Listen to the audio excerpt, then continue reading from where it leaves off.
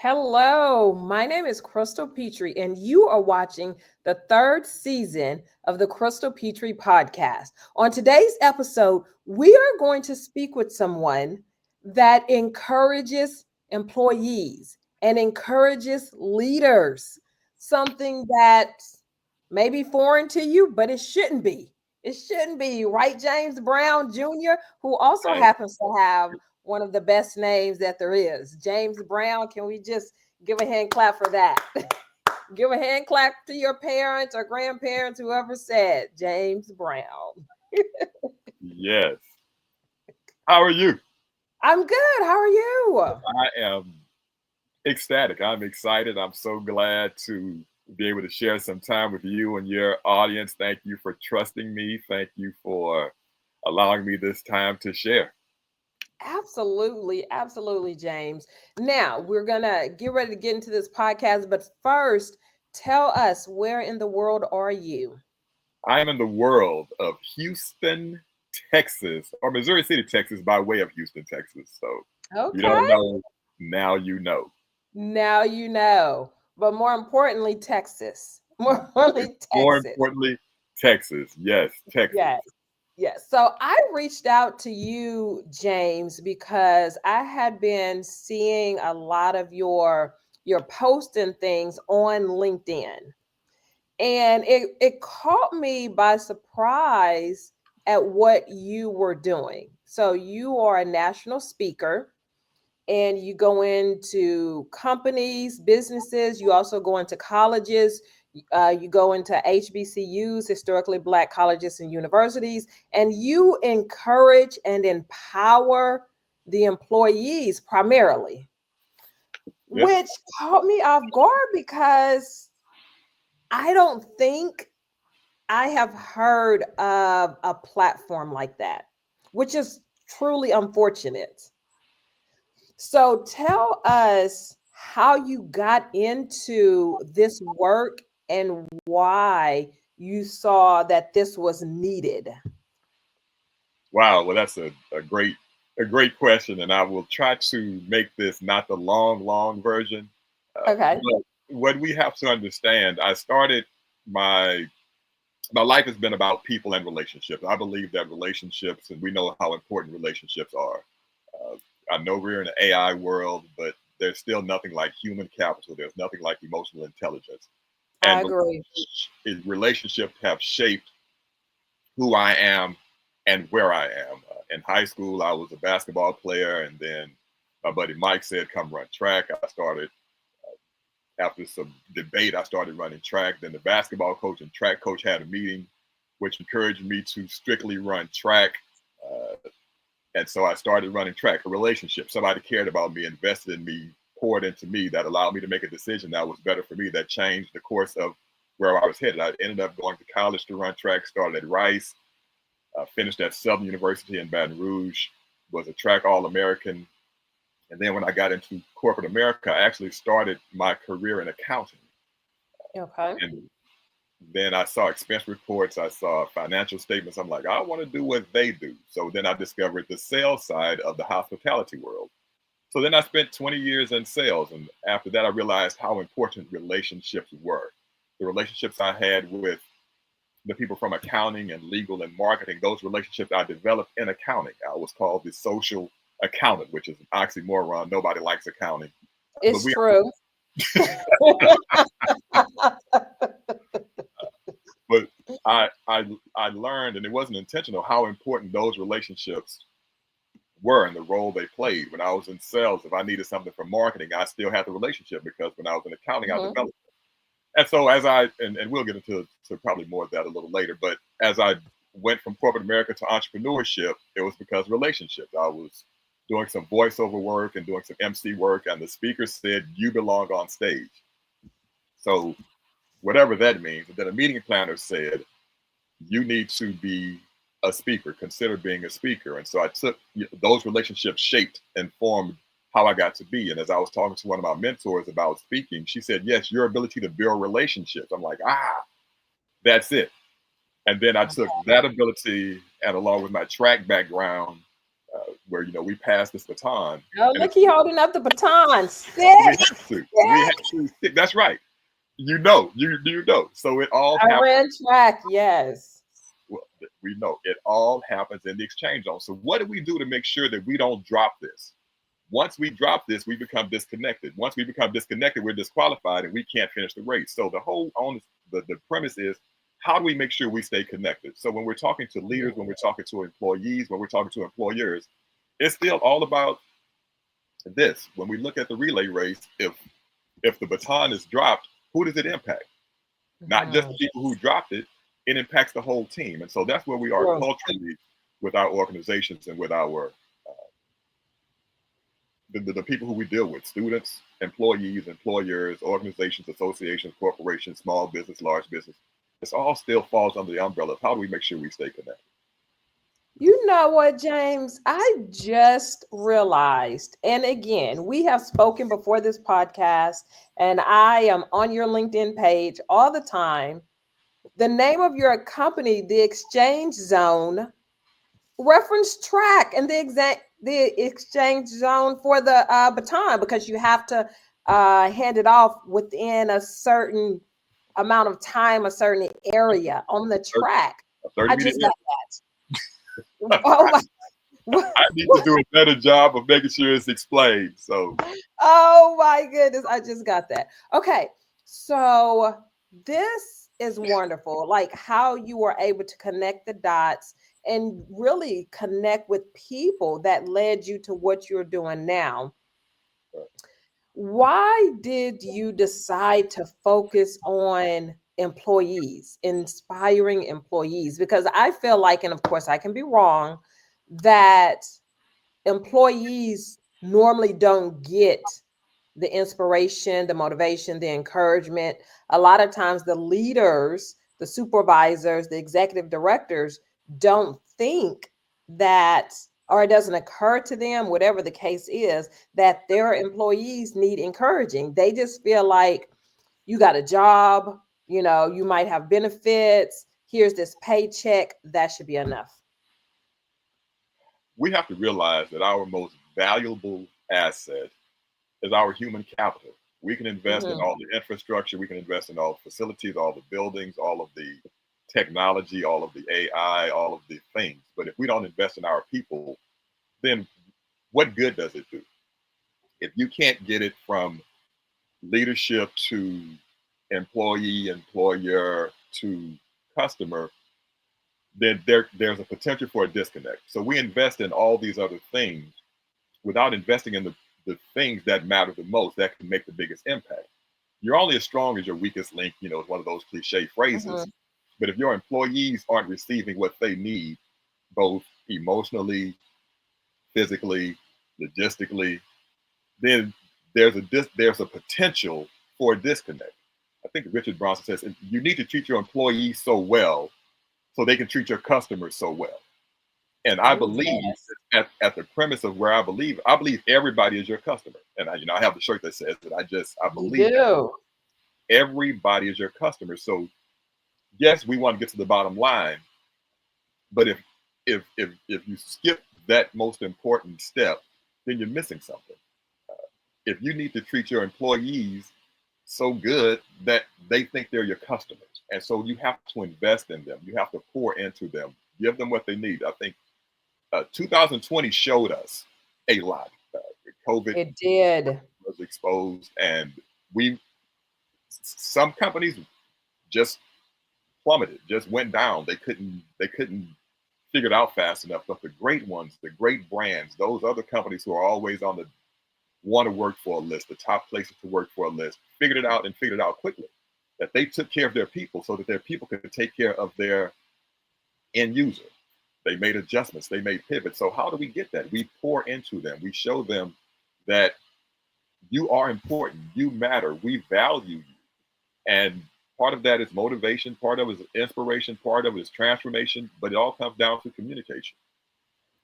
James, what would you say, and I'm sure you probably have several, but what would you say is one of the most important lessons you have learned about encouraging and inspiring employees through your company? You better listen to them. Mm. You better listen to what they say, what they don't say, read verbal and nonverbal cues.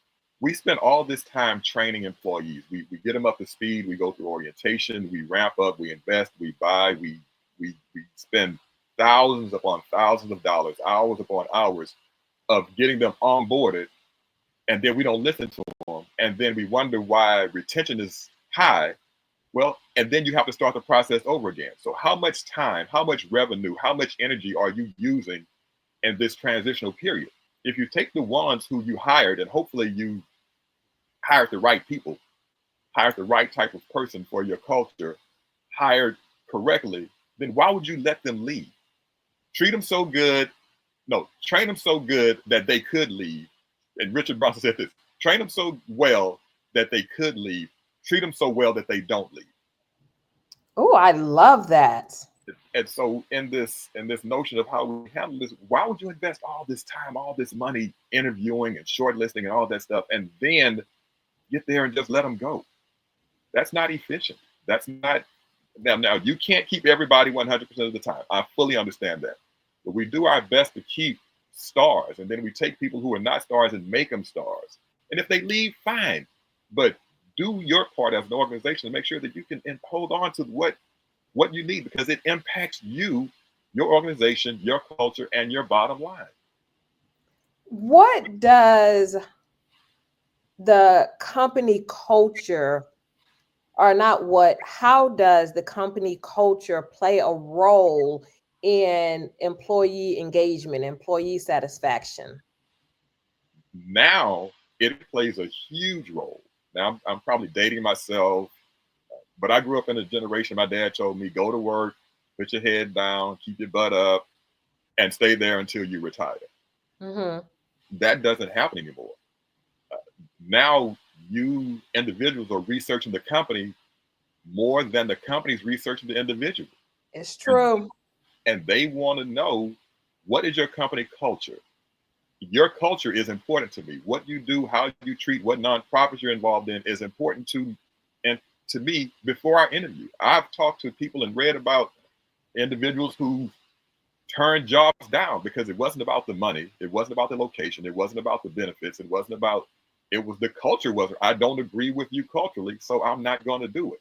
So when companies are establishing culture, when you have your culture, are you true to it?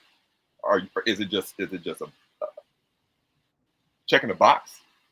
Or is it real? Is it authentic? And people can pick up on authenticity pretty quickly. The employer wants the employee to be authentic. Well, that goes both ways. It does. And so how your culture is, what your culture is, how you handle people, how you treat things, what you do, what do you say, how do you respond, how do you act, plays a role in the employee as well. They have the employees will just quit, and they don't have to have another job. They don't care about your 401k. They don't care about the vacation. The culture says, yes, I want to be part of this, or no, I don't want to be part of this. How can leaders build trust and loyalty within their teams, within their employees? I'm real big on communication. So Okay. Bernard Shaw has this quote, one of my favorites, and I do a lot of quoting because I think it's impactful. But it says, the single biggest problem with communication is the illusion that it has taken place. I'll say that again for people in the back. The single biggest problem with communication is the illusion that it has taken place. If you want to build trust, then ask, show. How many times have we been called into meetings, and there are studies about this? I want to open an honest meeting. And then you open up, and then it gets defensive. People start crying, and it's like, no, you didn't want an open meeting. You just wanted the meeting to validate what you thought or what you Exactly. think you thought. But how does that build trust? And then we, as employers, we have to get rid of this gotcha mentality. You critique privately, and you reward and share wins publicly. You don't have to have this gotcha mentality all the time. Gotcha. No, no, no, no, no. There's a way. All conversations aren't good. Sometimes you have to have tough conversations. There's a way to have it. And if you ask somebody's opinion, allow them to share it and be open to it, whether you agree or disagree. We don't, and I'll go back to track. When we're passing this baton, every leg doesn't do the same thing. First leg is different, Right. second, then third, then fourth. But if the goal is to get this across the finish line, then as employee, yours, we have to remember what the goal is. And so you have to trust the team to do that. And you instill trust by practicing, you instill trust by getting to know them, you instill trust by listening, you instill trust by learning, you instill trust by investing in them. Because let's be honest, life is lifing right now. And so Absolutely. when somebody is struggling, when somebody is, and you can see it, what do? Do you actually care? Hey, what? I may not need to know what's going on. Something is going on. What can I do to help you? What can we do to help you? We can carry it for another day. Go check on your dog. Go check on your mom. Go check on your kids. Go check on your dad. Go check on your, whatever that is, get you some help. But when we see them struggling and then we just leave them out there floundering and then we say, we really care about you. Do you really? And then what does that No. trust? You No. say we trust you. You say we have this family culture, and then everything we do is counter to that, what we're saying. And so it loses trust, it loses credibility, which impacts the employee. Okay, I'm gonna make a statement and then I have a question. So, we were talking about how can leaders build trust and loyalty. I know two ways that leaders destroy trust and loyalty. And one is when they have the meeting before the meeting. Yes. They call you in, they want to have a meeting, but they've already had a meeting with somebody else and they've gotten all their ducks in a row and their paperwork, and it's like they're bombarding you. Like Right. they don't want to have a meeting. It's a I got your moment, just Right. like you said. And then when you are talking about, you ask your employees and they tell you whether it's good or bad, don't hold the bad against them. Right. Correct. Because a lot of times the leaders, the executive directors will do that. You will tell them something, that's private or personal, or maybe something they don't like, and then you're penalized for it. Right. Right. And then So other people know. And they come by, then oh, other people know. hey, what? I thought we were. And so what does that do to trust? And then what does that do to my loyalty? And then guess what I'm doing? Exactly. I'm leaving, or I'm starting to leave, or I'm looking for jobs. Or I've checked out. I mean, all kinds of things. Yeah. Yes. Absolutely. Yes, all of that. Okay, so let's talk about engaging employees. Okay. What do you think is the key to creating a work environment where employees genuinely feel engaged and wanted? It's the idea of inclusivity. Okay. Being inclusive. And I'm not going to get into the DEI, DIE. I'm not getting into that. But if you want to build teams, there has to be teamwork. What do you? Yes, we come and we have to do what we have to do transactionally. Mm-hmm. But if we can move from transactions to relational, if we can get to understand each other and understand, some people like to talk at work, some people don't. Some people like morning, some people like afternoon, some people like coffee, some people like tea. But if you get to know the team and let the team get to know each other, do some activities. It's not about happy hour every time, but can we just have a team huddle? Can we talk about, can we share those who like to, can we share recipes? I mean, make it outside of the task.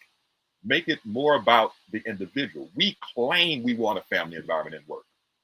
And all family members don't get along, but family knows family. And you learn each other and you learn strengths and weaknesses. When I was working in corporate America, there were some things I just was not good at. But my teammate was good at it. I'm having trouble reaching this client. Can you help me? How would you want to hear this? And so, okay, yes, I can lean on them. I don't have to go to my boss for that. The team has a relationship amongst each other. So we did things together. We knew Friday was Field Trip Friday. We would go try different restaurants to get to know each other outside of that space. If we spend 8 or 9 hours working together, that's more time you spend at home. Yet we still work in our own ISO station with our iPhone and the iCloud and my own little world when we are created to be relational. The most introverted person it's still relationship driven. And so you get to know the team because you want to expand the base of the team, expand the knowledge of the team, expand the ability of the team. And you do that by getting to know each other. Okay, so James Brown Jr., I'm gonna call the whole name. You are a national speaker. You encourage, you inspire employees. You teach leaders how to encourage and inspire their employees. So I feel like you are the perfect person to ask this. The last, I would say, maybe 5 or 6 years, there has been this debate about family culture at work versus community culture, where people are like, just like you stated, it's a family, we're a family here at work. But then there's other people that push back against that notion and say, no, this is not a family. This is more like a community or a neighborhood at Okay. work. What do you say to that? I say each organization has to be true to who they are and who Mm, they want to be. And if you don't want to be family, don't claim family. That's fine. I've seen too many organizations that say we're family, we're family, we're family, and then mhm, we're not. If you want to be a community-based organization, then be a community-based organization. But guess what happens at community? You have streets, you have houses, they're all individual. But if one house burns, it impacts the other house. If one house doesn't keep their yard, it impacts other houses, it impacts the neighborhood. If the street lights are out over here, it impacts. If every neighbor, not every, most neighborhoods, most communities have community associations and they mhm. have rules and regulations. And so you follow them to help make sure that the community stays strong. So be who you are. All I'm saying is be consistent, be authentic, be that. Because again, in families and communities, everybody does not get along. True. Everybody's not the same. But we're okay with that is because we should be, again, the goal is to make sure that the community is as strong as it can be. Do I know all of my neighbors? No, but I'm not gonna let one the water get up to the neighbor's door and I not say anything. I'm not gonna let them drown. I don't want that because I care about the community. I still care about the neighbor. And so family, community, however you want to call it, because it still should be about how do we make our organization a better organization. Absolutely. Okay, how can leaders encourage their employees during difficult times at work? It goes back to still that conversation. Hmm. And I have Okay. kids. I have kids who are in school, and we get what we call progress reports Hmm. before the grades come out. So we're tracking, and now they have them where grades are inputted daily. So you can go It's to the app true. You can log on and check it. and you can check it. So there's no aha, gotcha. And so these employees they wait to the end of the year, wait to the end of the period, and then talk about all the things that were wrong. And it's this idea of gotcha. If something's wrong, you can see it along the way. Hey, this is what's going on. I see it. We need to get this turned in the right direction. Or what do you, employee, think? Because what one person thinks is successful or success is, somebody else may not. And so, are we on the same page for the same goal? Do we have the same thing in mind? Okay, then let's talk about what this route does versus what this route does. Let's talk about what you think success is and what I think success is. And let's have a conversation along the way. And it may be difficult. Again, everybody's not everything is not peaches and cream. Let's just be honest. Sometimes you have to have a conversation. Sometimes you have an Yes. employee who's not doing what they're supposed to do. But don't wait to the end. If you see it along the way, then address it along the way. And Yes. so this idea of boom, and then all of a sudden you're meeting with HR and you had no idea. That's that that notion is not profitable or beneficial for anybody. Now, sometimes you have to do that. I'm not speaking in absolutes here. But Hmm. along the way, we know how employees are. We know what's going on. We can see their work ethic starting to decline. And so have we stopped to say, you're not performing like you were. Something has changed. The beat, you know, I'm real, in the music. If the beat changes to the song, You can't keep doing the same dance.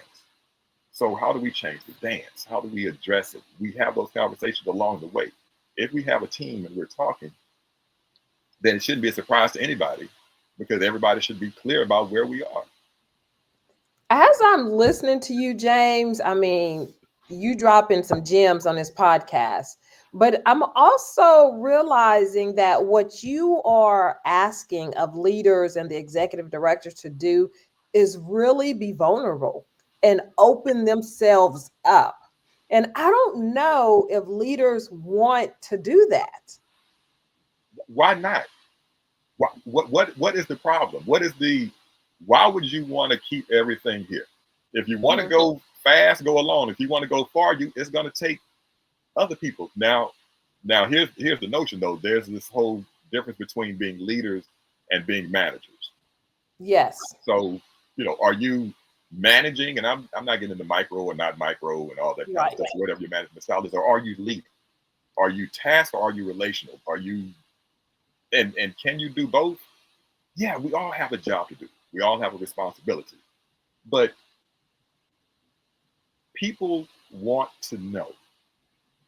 People are watching. People can see. I've talked to organizations where I ask them, what do you think about your leader? Can you go to them? And I said, and I put the leader out of the room. I said, now, if you think you can go, make a note, yes or no, and pass it to me. And then I asked the leader, I asked her, and I won't call her name or the organization. I said, do you think your people can come to you? And she said, yes, without a doubt. Of the 20 people in the room, No, 14 said, no, I don't feel comfortable going. I'm not surprised. But the leader thinks I have an open door policy. You can come to you with anything, except the people don't feel it. And so then we wonder, where's the breakdown? There's the disconnect. The stick, the baton again. And so you can't perform optimally because people are not in positions to be optimal performance because they can't even come talk to you, but you swear that they can. I told them they could. Okay. But somewhere, somehow, some kind of way, there's a breakdown. Yes. No, I don't, we don't, we do care why. But when I told them, I said, okay, this is where we are now. So now somebody has to change. Mm-hmm. Something has to give. Somebody has to make an adjustment if you want this to work the way you say you want it to work. And so, Miss Leader, you might need to change your look. You might need to change your approach. You might need to change your desk. You might need to change what you say. You're going to have to change something. So why is it, okay, I have a couple questions on this. Why is it the leader's responsibility to change and not the employees is my first question. Okay. My second question, James, is did the leader, Miss Leader, did she change? What was the outcome? So I'll start with your second question first. Okay. She said, even in the meeting, then she said, wow, I had no idea. Thank you for bringing this to the forefront because nobody has. And then she said, I need to do something. I need to change. But it's not on, is it easier to change if you have a team of 20? Okay, let's just work in percentages. Is it easy to change 80% or to change the one? And you can make the decision. You can say, I'm not going to change. That's fine. Then either everybody else is going to change or you're going to have to rebuild your team. When you look at football teams, do you fire the 50 players or do you fire the coach? Oh, wow. And that was such an aha moment for me. Sometimes you have to fire the players. Sometimes, and it could be one or two that impacts the culture. Yes. But let's have open and honest dialogue about what you think versus what's reality. And sometimes they're the same, but sometimes they're not. And when they're not, what do we do? So on this, let's go back to track again. Okay. If the objective is to get the baton from first leg to second leg, let's just Correct. start right there. If it doesn't happen, who's at fault? Wait, hold on.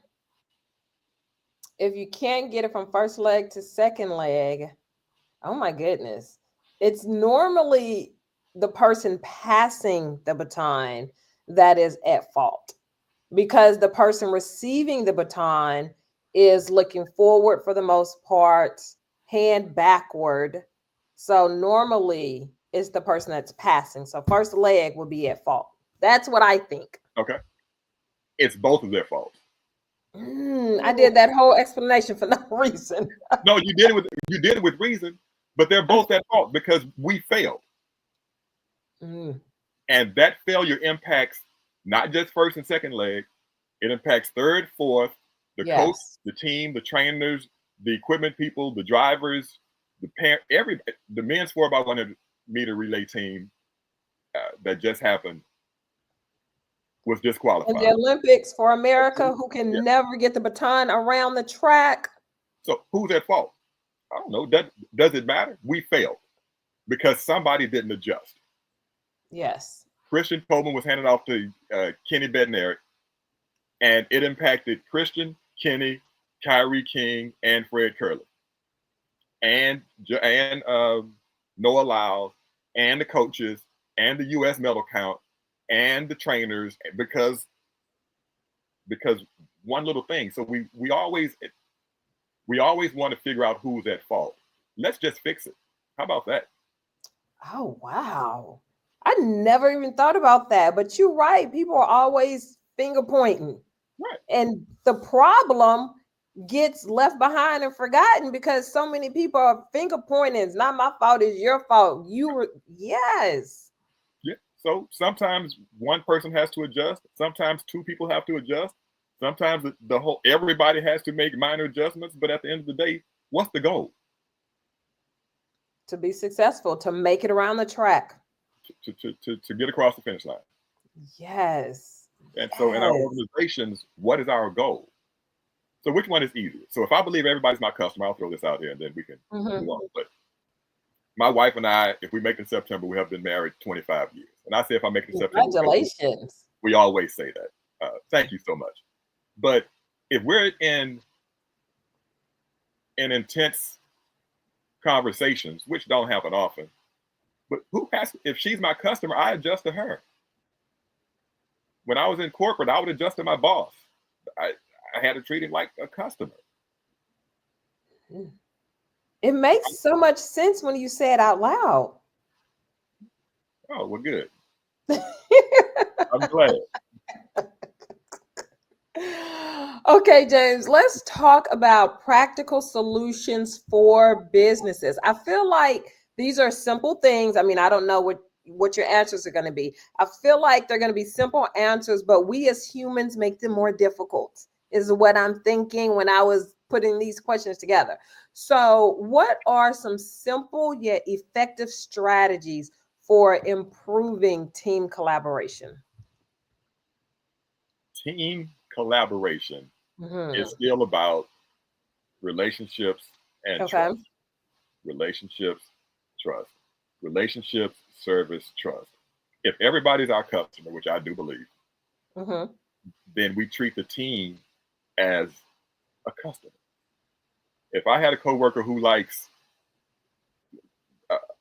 coffee, I'm not bringing them tea. Right. But a lot of times we do. You know, they have the golden rule, which is treat everybody the way you want to be treated. But the platinum rule, Tony Alessandra said, we treat people the way they want to be treated. That's the rule I go by.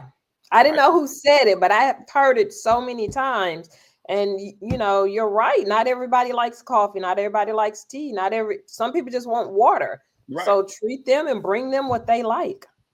So when you think about bringing the team together, how much time are you investing in the team?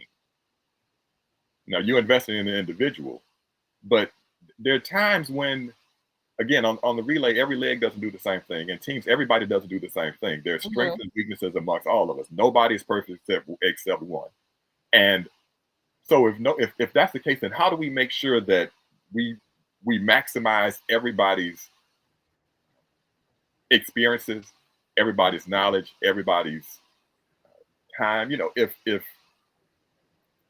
you know somebody's not good in the morning, and you know you're going to need them, maybe we shift the meeting to a little bit later. Now, again, I'm not speaking in absolutes, but those minor adjustments. Ask, hey, what would you all like to do together? Let's get away from the desk. What can we do? Let's take 10 minutes and talk about, I don't know, it's crawfish season. Let's talk about your favorite crawfish season or your favorite sausage, or how do you make your roux, or just something outside of the task at hand. That brings a team together, and you start to learn about all kinds of things. There's so many organizations that take these personality tests and then don't use them. Drives me insane. Why would you invest in that and not use it? The personality test will tell you within reason how a person is. And yet, we don't even use it. They put the colors on the desk and nobody pays attention to it. If you know, I was talking to consulting with a client the other day, and they had a meeting, another one of these all hands on deck meetings, and everybody open and honest. She says, I ask a lot of questions. I ask a lot of why questions. Is this the leader that's saying that they ask a lot of questions? No, this is one of the employees. Oh, okay. Saying, I ask a lot of questions. I want to know why I'm not being perceived. I just like to know why, so I can better understand what the ultimate goal is, what my job is, and become more efficient. It just helps me out. So I ask a lot of questions. They get this, in this meeting.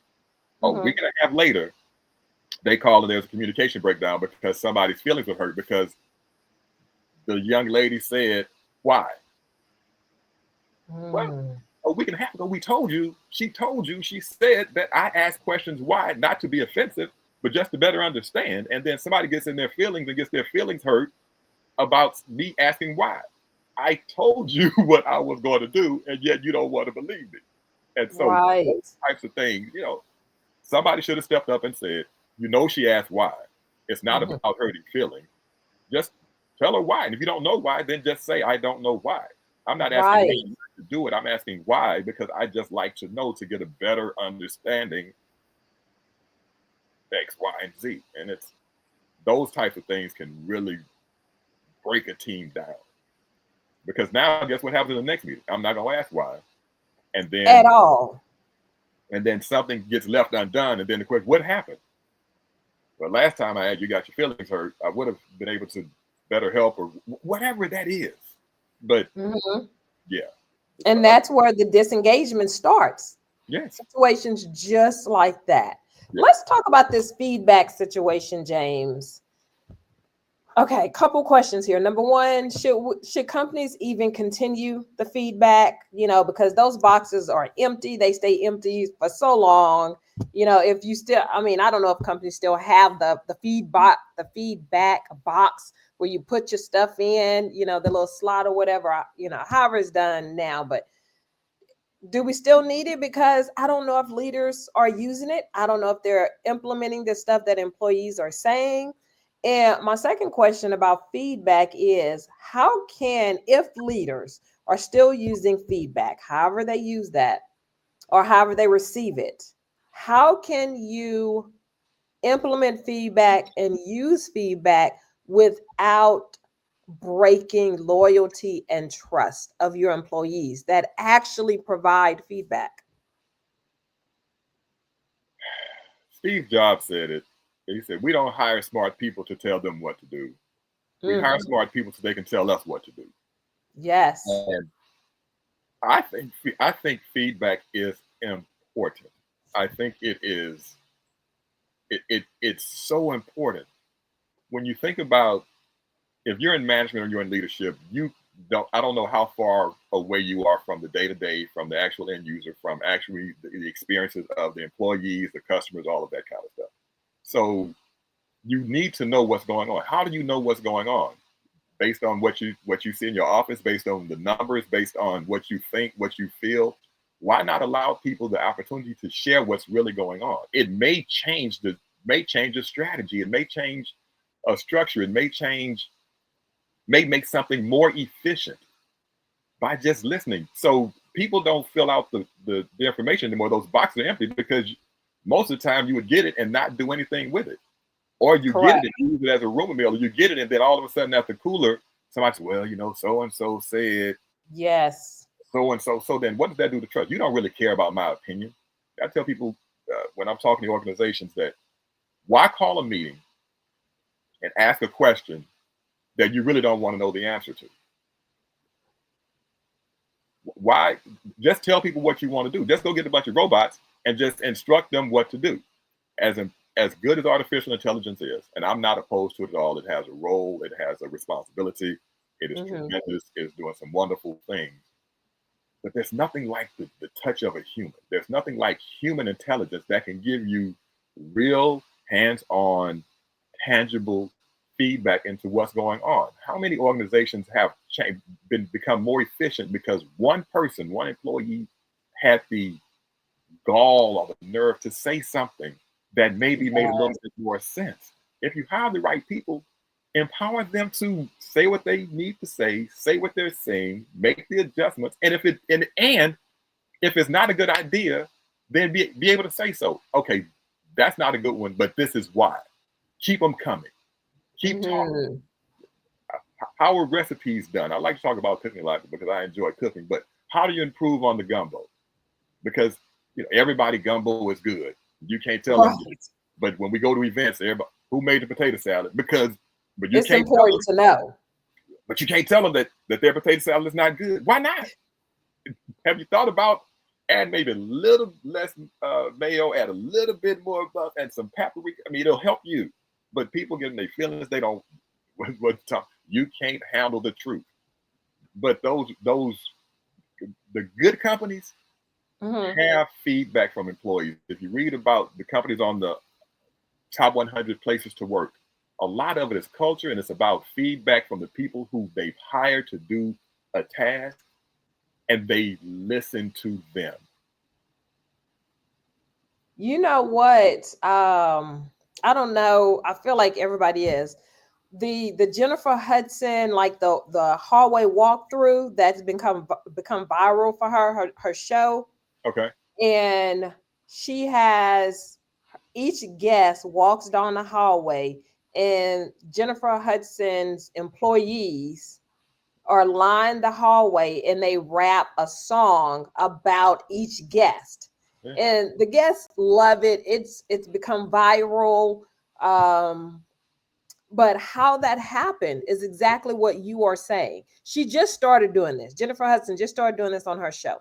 How it happened was the employees would do it for Jennifer Hudson. We're having fun, we love you type situation. One of the employees that had not been working for Jennifer Hudson for long in a meeting said, you know what? Instead of just doing this hallway rap just for you, Jennifer, we should do it for every employee. I mean, not employee, every guest that comes. So Jennifer Hudson was like, yeah, let's do it. I think it's a great idea. Let's try it. If it don't work, we'll go back to it. But if it does, we'll continue. Right. Jennifer Hudson's social media impact has grown 600%.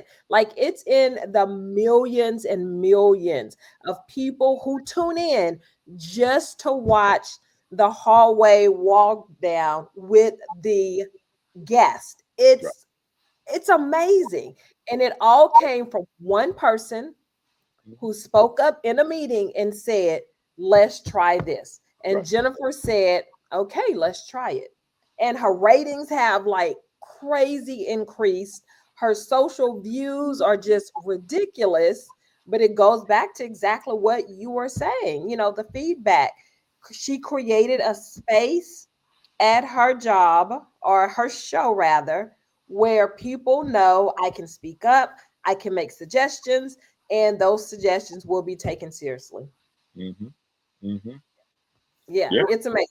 Yeah, it's amazing. You have to, if you haven't seen it, especially to my audience, my listeners, if you have not seen these viral Jennifer Hudson show hallway walk downs, you can get on any platform and they are there. You got to check them out. Okay.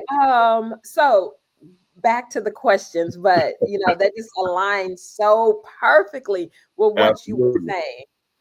What are some cost-effective ways that small businesses with a small budget can boost employee engagement? Hire me. Hire me. I mean, there are things people think everything is expensive, and it's Okay. not. It doesn't. You can go. You can take a walk around the park. Go sit in the park. Change Mhm. the atmosphere. Uh, let somebody else run the meeting. Right. Task along. Uh, share. Just tell stories. I was in an organization, and they talk about. They start every meeting with, "Everybody, tell me something good. Ooh, that's good. Tell me something positive." How does that help build a team without going to spend gifts? You ask people what they want. Let them figure it out. People think they can just buy their way into things, and it's not about that. It's about. It could be about time. It could be about, hey, how about you? I'll give you. You can leave 30 minutes early. You can come 30 minutes late, or or whatever. I mean, there are things to do.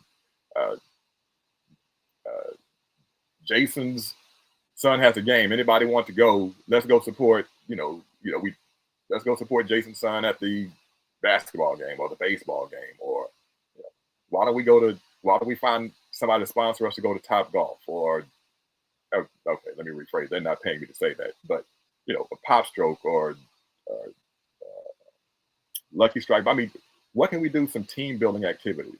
You know, Mhm. can I go to? Can we volunteer somewhere together at a food bank or at a clothing closet? Some things that doesn't cost anything, yet it's still a give back and impacts the community. But there's plenty of team building activities. Google team building activities that don't cost anything. Yes. Yes. There's so much, uh, so many opportunities for to do things. Can we do a book club together? Can we all listen to a book club? Can we watch? Is today and tomorrow are some of the craziest days in sports that exist. Hey you guys, why don't we all? We're gonna bring a TV into the lunchroom. Bring your own lunch, and let's watch a little basketball and talk about what we see.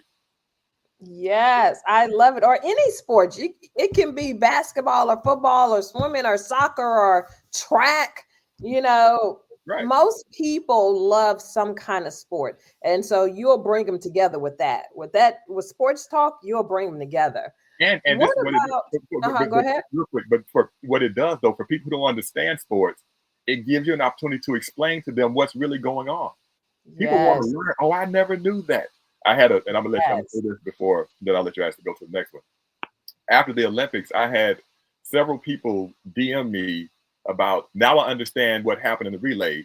I had never watched it before, but now I understand because you explained the exchange zone. How cool was that? Yes. Yeah. Wow. That was Yeah. so good. It's so good.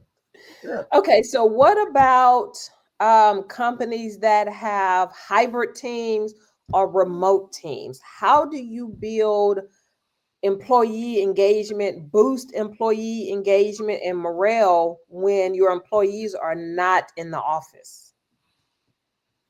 You use what you have.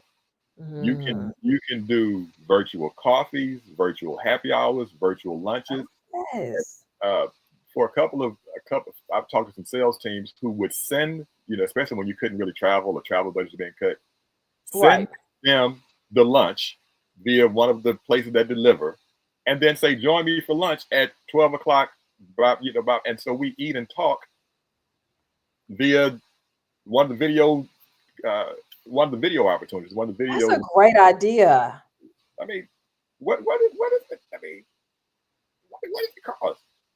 Let's do a team trivia. There are people out there who host, whether it's Family Feud or Spin the Wheel or whatever. I mean, for organizations, for teams that can do that. So you go out there and you have that opportunity to be beyond the task of the job. Mhm. To do Okay, things James. beyond. Mhm. Yeah. We getting ready to wrap up. Just a few more questions, then I will let you go. And I'm sure you have more than one. What one or two pieces of advice would you give leaders to continually build trust and loyalty within their employees, to continually, keep them engaged at work, prevent the distrust, prevent the disengagement? What one or two pieces of advice are you giving leaders? The first one is continue expressing what the objective is. Rich Okay. Carlton does it, one of the companies I like to study, and they have 21 core principles. They have meetings every day. Every day they go over one of the core principles. So throughout the month, you've heard all of them, and then it's repeated. So you continue to understand this is what we're trying to do. So understand, in track, we knew the goal was to get the baton to the finish line without dropping it, without missing the zone. So Yes. continue to express what the goal is, and then continue to check on the people to make sure they're in the right places to be successful. Are you putting them in position to be successful? Continue to express the goal, the objective of the organization, and continue to check on the people to make sure they're in position to meet that. And so when things change, when somebody's out or somebody's not quite right, you can make the adjustments because everybody understands the goal, and then everybody understands that you're checking on them so that we can all meet the goal together. Oh, yes, yes. Okay, so James, you again, a national speaker, you go around the country speaking to leaders, speaking to employees about how to encourage and inspire the employees, which again was something I had never heard of, which is unfortunate. When you think about it, it's very unfortunate. What is your intention in this space? I care about people, Okay. and I want people to be the best at what they were created to be. So employees, employers, my goal is just to make sure that people are being able to perform optimally in whatever that is. Whatever that is. How do we make sure that we stay connected? How do we make sure that we understand? Again, I'm gonna go back to the shirt, that everybody's your customer. That's my goal in the space. Boss And customer, employee customer, industrial engineer customer, waste management customer. yes. It doesn't matter. Everybody's your customer. Okay, so with that, because they say the customer is always right. So No, if everybody, no, no, no, no, I no. couldn't even get the question out, No. James. Okay, I'm sorry. I'll let you get the question out. I'm No, sorry. go ahead. I No, was, we gonna rewind and press play. Rewind, press play. I was going to say, now I'm all giggly. I was going to say, the saying goes that the customer is always right. So if everybody is your customer, then that means that person is always right. Is that what we're doing here? No, that is not what we're doing here. The customer is not always right, uh, but the customer is always the customer. The customer is always the But the customer. customer is not always right. No, no. I've seen customers wrong many a time. They're still the customer. And, Yeah. and so when they're not right, we have to be able to say, no, that's not right. And no, we're not doing that. And so, yes, it's not always the default answer. So, no, the customer is not always right. The customer is always the customer. The customer is always the customer. Absolutely. Okay. So, my final question for you, James, who do you think would make a great guest on the podcast? But you have to help me get them on. Man, that list, ooh, we. You know what? I just did a joint engagement at the Juvenile Detention Center with this guy named Javon Wooten. He Okay. is a leadership business growth speaker. His story is tremendous. His business is doing some great things. Javon Wooten would be, I think, would have a very, very, it would be great for your community to hear what he has to say. Excellent. Well, And I have his information. I might be able to help you get to it. Yes. yay, James. Perfect. Perfect.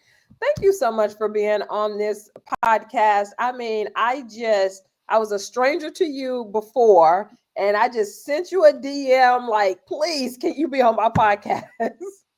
And that DM has led to this. And I am so grateful that I shot my shot and you said yes. So thank you so much. Crystal, I can't thank you enough for reaching out. I followed your your platforms and follow all the things that you're doing. Your community is great.